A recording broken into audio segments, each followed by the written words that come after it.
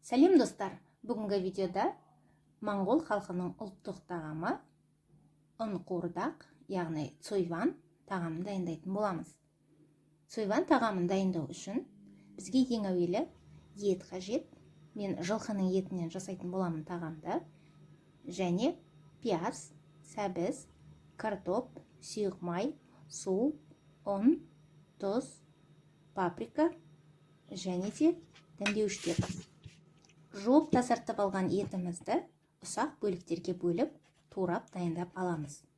Және де басқа да көкөністерімізді ұсақтап турайтын боламыз.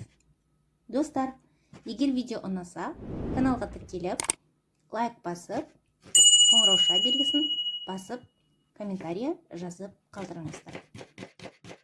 Ақ пиязымызды екі бөлікке бөліп, және ұсақтап турап шықтым. Сіздер өз қалауларыңызша турай берсеңіздер болады. Картопты екі бөлікке және оларды үш бөлікке бөліп, төрт бұрышты етіп турап дайындап алдым. Ендеше сәбізді турауды жалғастырамыз. Сәбізді мен ұзыншалап турап шықтым. Сіздер өз қалауларыңыз бойынша турай берсеңіздер әбден болады. Құрметті достар, сіздер менің арнамнан табыс табуға болатын калькуляциясы саналған салаттар мен тағамдардың видео рецепттерін тамашалай аласыздар. Ендеше тағамға оралатын болсақ, бір түйір сарымсақты ұсақтап турап дайындап аламыз. Отқа қазанымызды қойып, қыздырамыз. Және де қызып тұрған қазанға сұйық майымызды құямыз. Мен сұйық майды 70 грамның көлемінде алдым. Қызып тұрған майға етімізді шыжғырып тұрып, әдемілеп тұрып қуырып аламыз. Қуырылған еттің дәмі өте дәмді болады. Және отты орташа отта қоюды ұмытпаңыздар. Ендеше ақ пиязымызды, сәбізімізді және де дәмдеуіштерімізді осы еттің үстіне сары түске енгенше қуыратын боламыз.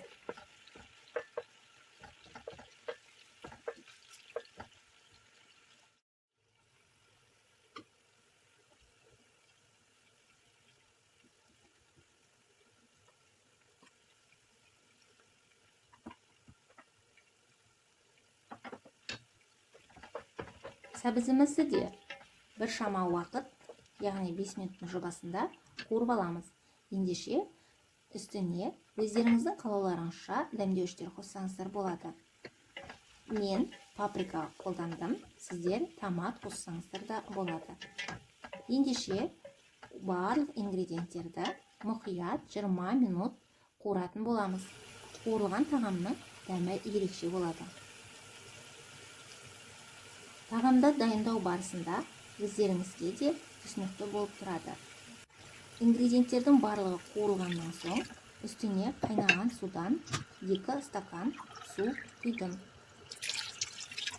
Суымызды құйып, қазанның қақпағын жауып, орташа отта 1 сағат немесе 1 сағат 20 минуттың көлемінде ет піскенше қайнату қажет.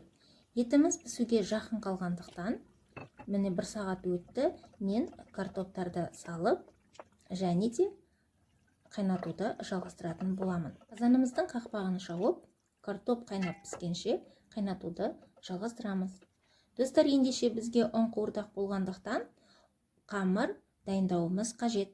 Ол үшін бізге 200 грамм су, 1 шай қасық тұз, 1 жұмыртқа, 500 грамның көлемінде ұн қажет болады. Ұнды алдын ала електен өткізіп, дайындап ала беріңіздер. Ендеше бір жұмыртқаны ыдысымызға жарып, оның үстіне тұзды суымызды құйып, қамырымызды бастыратын боламыз. Қамырымызды бастыру барысында ұнды аз-аздан қосып, қатты қамыр болып қалмас үшін аз-аздан жұмсақтау етіп қамыр бастырамыз. Мен 300 грамм ұнның көлемінде ұн қолдандым. Сіздер де өздеріңіздің ұндарыңыздың тығыздығына байланысты қамырды бастыра бересіздер. Бастырылған қамырды 15-20 минутқа міндетті түрде тындырып, демалдырып қоюымыз қажет.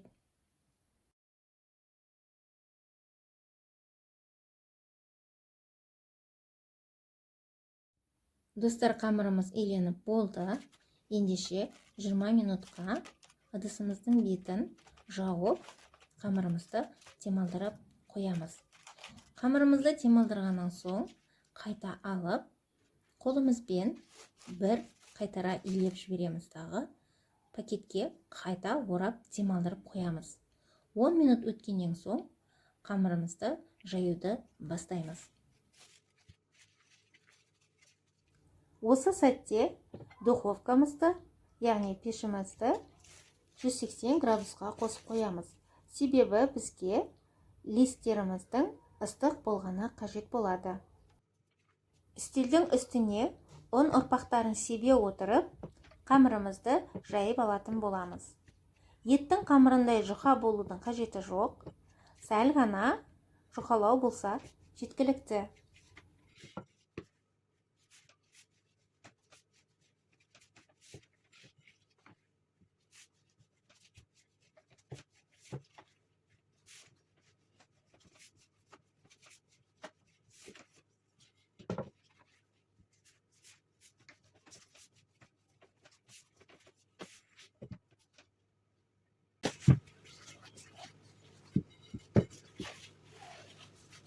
Қамырымыз дайын.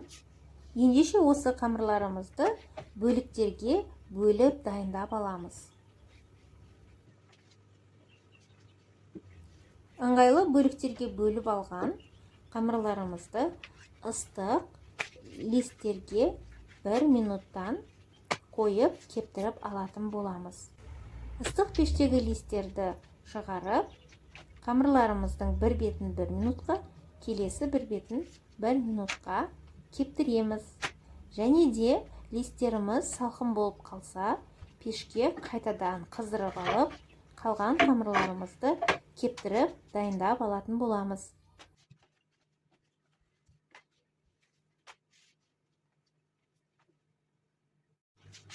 Кептірілген қамырларымызды бірінің үстіне бірін қойып, рулет тәрізді етіп турап шығатын боламыз.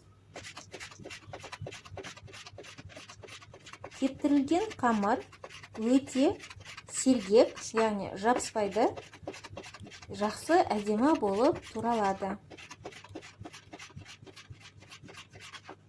Егер видео ұнаса, каналға тіркеліп, лайк басып, комментарий жазып, қоңырауша белгісін басып қойыңыздар.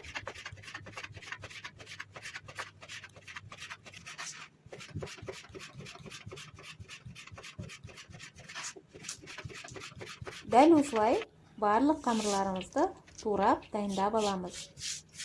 Қазанымызда қайнап тұрған еттің үстіне, егер суы аз болса, аздап су қосыңыздар.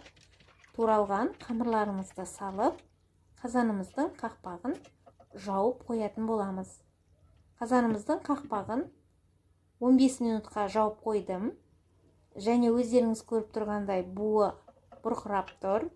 Ендеше қамырларымызды араластырып, және 10 минутқа қазанды қақпағын жауып бұқтырып қоятын боламын.